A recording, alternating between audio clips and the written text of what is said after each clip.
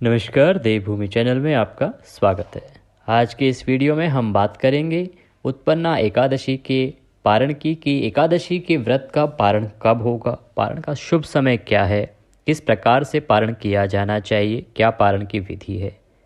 उत्पन्ना एकादशी जो कि आप सभी जानते हैं दिसंबर मास में है और हिंदी महीनों के हिसाब से अगहन अर्थात मार्गशीर्ष की एकादशी है। मार्गशीर्ष कृष्ण पक्ष की एकादशी है और इसका बड़ा महत्व है। हमने पहले भी आपको वीडियो में बताया है कि इसे उत्पन्ना एकादशी कहा जाता है क्योंकि इसी ही दिन एकादशी की उत्पत्ति हुई थी। देवी एकादशी जिनकी वजह से एकादशी के दिन जो हमारा हर एक पक्ष की 11 अर्थात 11वें दिन जो व्रत रखा जाता है एकादशी का, वो इन एकादशी देवी की उत्पत्ति और इनके द्वारा भगवान श्री हरि विष्णु की रक्षा किए जाने के फलस्वरूप इसका व्रत रखा जाता है। क्योंकि देवी जो है एकादशी, उनको भगवान श्री हरि विष्णु ने उसके बाद वरदान दिया था कि जाओ, तुमने मेरी रक्षा की है, आज से तुम मेरे समान पूजनीय रहोगी। जो कोई तुम्हारी पूजा करेगा, तुम्हारा व्रत करेगा, उसको मेरा सानिध्य प्राप्त होगा, मेरा वैकुंठ प्राप्त होगा, उसकी सभी मनोकामनाएं मैं स्वयं पूरा करूँगा। इसीलिए उत्पन्ना एकादशी का बहुत अधिक महत्व है। अगर आप एकादशी व्रत करना आरंभ करना चाहते हैं तो ये उत्तम दिन होता है। इस दिन से आप एकादशी व्रत करना आरंभ कर सकते हैं। आप व्रत 8 तारीख को कर रहे होंगे, 8 दिसंबर को उदया तिथि के अनुसार भी, और दशमी युक्ता जो व्रत है वो 8 दिसंबर को ही किया जाएगा। कि वैष्णव संप्रदाय हैं, साधु संत हैं, विडो माताएं बहनें हैं, वो सभी जो हैं वो इसका व्रत करेंगे 9 दिसंबर को, क्योंकि वो द्वादशी युक्ता व्रत करते हैं। अब बात आती है कि इसका जो पारण है वो कब करें। आपने व्रत 8 दिसंबर को किया है, 9 दिसंबर को इसका पारण होगा। पारण का समय जानने से पहले ज़रूरी है पारण की विधि जान लेना। देखिए, आप जिस दिन आपने व्रत किया है उस दिन आपने पूरे नियम निभाने हैं। उसके बाद अगले दिन आप सुबह ब्रह्म मुहूर्त में उठना चाहिए। आपको ब्रह्म मुहूर्त में नहीं उठ सकते हैं क्योंकि अभी नॉर्थ इंडिया में बहुत ठंड है। आप सूर्योदय से पहले उठ जाएं। सूर्योदय 7 बजे के आसपास होता है आजकल, तो आपके लिए सफिशिएंट है। आप सूर्योदय से पहले उठ जाएं। स्नान आदि करने के बाद, दैनिक क्रियाओं से निवृत्त होने के बाद अपना मंदिर जहाँ पे आपने एकादशी की पूजा की होगी, श्रीहरि की पूजा की होगी, वहाँ पे आसन लगा के बैठ जाएं। सबसे पहले आप शुद्धियोदक स्नान कराएं भगवान विष्णु को। आपके यहाँ गणपति विराजमान होंगे, गणपति को, और माता अगर आपके यहाँ विराजमान है तो उनको भी, सभी को आप शुद्धियोदक स्नान कराएंगे। शुद्धियोदक स्नान के लिए क्या होगा, एक लोटा या ग्लास लेंगे जो घर में सभी के पास होता है, उसमें थोड़ा पानी लीजिए। गंगाजल सबके पास होता है, 2 बूंद गंगाजल उसमें डाल दीजिए। उसके बाद थोड़े से छींटे दीजिए सभी तस्वीरों पे या फिर जो आपके पास प्रतिमाएं हैं, मूर्तियां हैं, उन पे एक साफ़ कपड़े से उनको पोंछिए। उसके बाद उनको तिलक लगाइए, चंदन लगाइए, कुमकुम लगाइए, अक्षत लगाइए। फूल माला आपके पास है तो फूल माला पहनाइए, पुष्प अर्पित कीजिए, धूप दीप जलाइए, दीपक जलाइए, घी का दीपक जलाइए। सभी को वस्त्र के रूप में मौली अर्पित कीजिए। कलावा धागा जो होता है उसके छोटा सा टुकड़ा अर्पित कीजिए वस्त्र के तौर पे।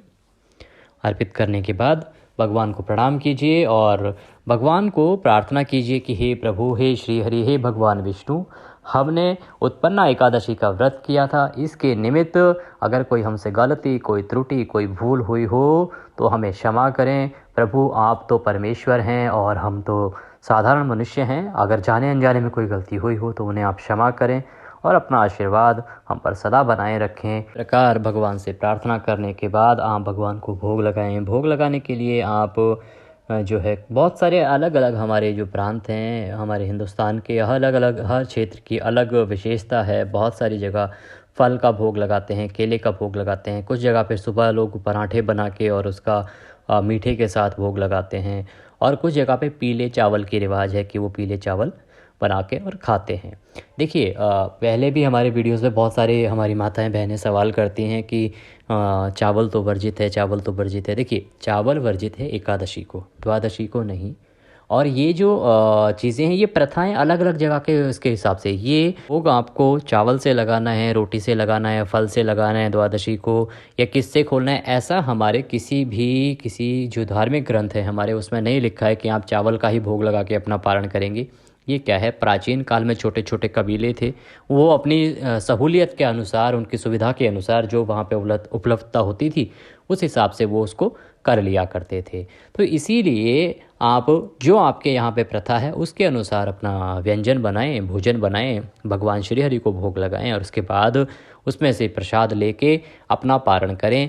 अगर हम बात करते हैं आज के माहौल के हिसाब से, आज की ज़रूरतों के हिसाब से, तो क्योंकि आप पिछले 24 घंटे से भूखे हैं तो एकदम से हैवी खाना खाने के बजाय पहले कुछ फल खाएं, उसके बाद धीरे धीरे अपना अन्न ग्रहण करें। इससे वो आपकी सेहत भी अच्छी रहेगी और आपका व्रत भी संपूर्ण होगा।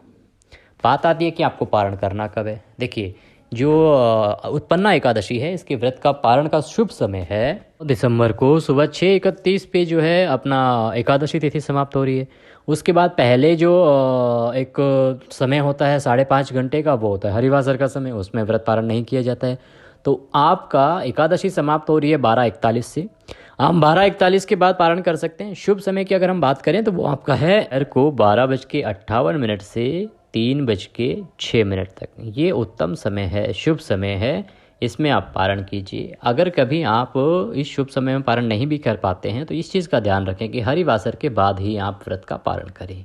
द्वादशी तिथि में पहले 5 घंटे हरिवासर के होते हैं, उसके बाद आप कभी भी पारण कर सकते हैं, उसमें कुछ वो नहीं है, दोष नहीं है। और शुभ समय की जानकारी हम आपको प्रति एकादशी आपको प्रदान करते हैं, उसके अनुसार अगर आप करते हैं तो वो सबसे उत्तम है। भगवान श्री हरि का आशीर्वाद आपको अवश्य प्राप्त होता है। इस वीडियो में अभी के लिए इतना ही। वीडियो अच्छा लगा हो तो वीडियो को लाइक ज़रूर करें, कमेंट बॉक्स में जय श्री हरि लिखना ना भूलें। अगले वीडियो में फिर होगी आपसे मुलाकात, तब तक के लिए जय श्री हरि।